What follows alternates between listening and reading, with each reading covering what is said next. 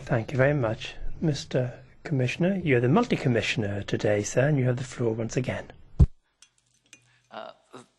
Thank you very much. Another very important subject, Chair, honourable members.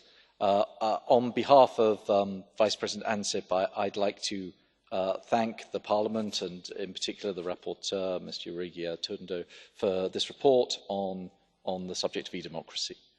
It concerns issues that are fundamental to how we evolve as democratic and innovative societies, and it recognises the strategic role that new digital technologies play in shaping public policy and public services.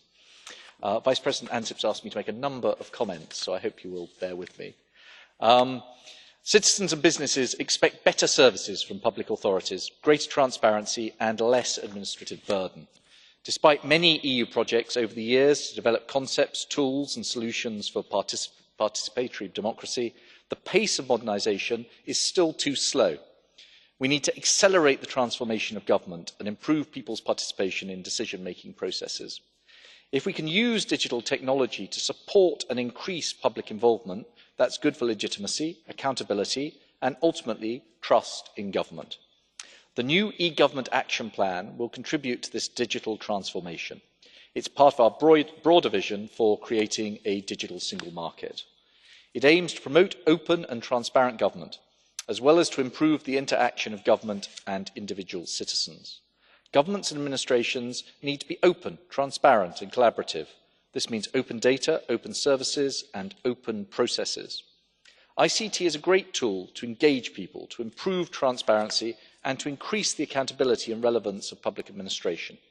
That's why the Commission recognises the importance of e-democracy and e-participation.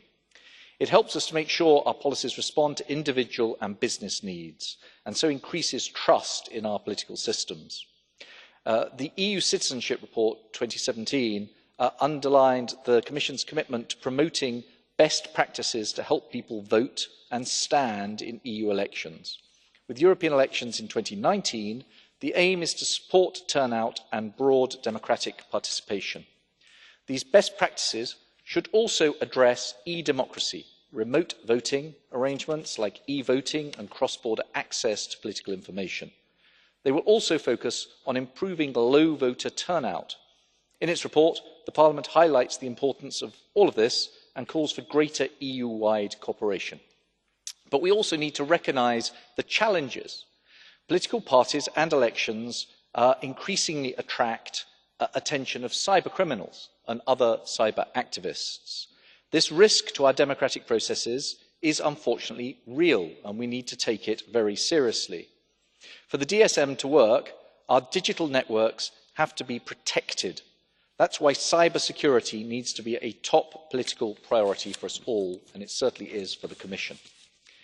E-democracy also requires equal, open and neutral access to the internet.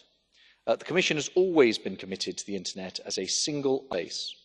Our approach continues to be one where the internet is anchored in the defence of human rights and democratic values, where the same rights that apply offline are also protected online. We also need to ensure that everyone can benefit from new opportunities that are presented by the new technologies. Recently, the Web Accessibility Directive entered into force. This means making the internet accessible for everyone, including the elderly and people with disabilities. But to make the most, of course, absolutely, at the risk of taking more time, but to make the most of internet access and for people to engage digitally, we need wide availability and take-up of high-speed broadband connectivity. That's why the Commission has proposed connectivity targets for 2025. One of these is for all European households to have access to download speeds of at least 100 megabits per second. In addition, given the investment challenge ahead, especially in less densely populated areas, EU cohesion policies complement private investment and support broadband deployment to the tune of some €6 billion up to 2020, with a particular focus on underserved and rural areas. For e-democracy to be efficient and thrive, People must also have access to information as well as the necessary skills. At the same time, people who do not have the full means or skills to participate should not be excluded, which is an essential part of building trust. In its communication last year, A New Skills Agenda for Europe, the Commission proposed a skills guarantee to help Europeans to get more access to basic literacy, numeracy and digital skills training. We also work with Member States under the Education and Training 2020 initiative to bring more digital skills to students and into school and university curricula. Lastly, let us remember the importance of media pluralism and freedom of expression, values that are enshrined in the Charter.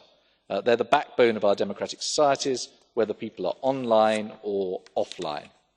Media literacy is a key factor for people to make the most of the unprecedented amount of data, information and views that they can now access thanks to digital technologies. So once again, thank you to the rapporteur for raising these subjects in an interesting and important report, and thank you for the opportunity to discuss them so fully this evening.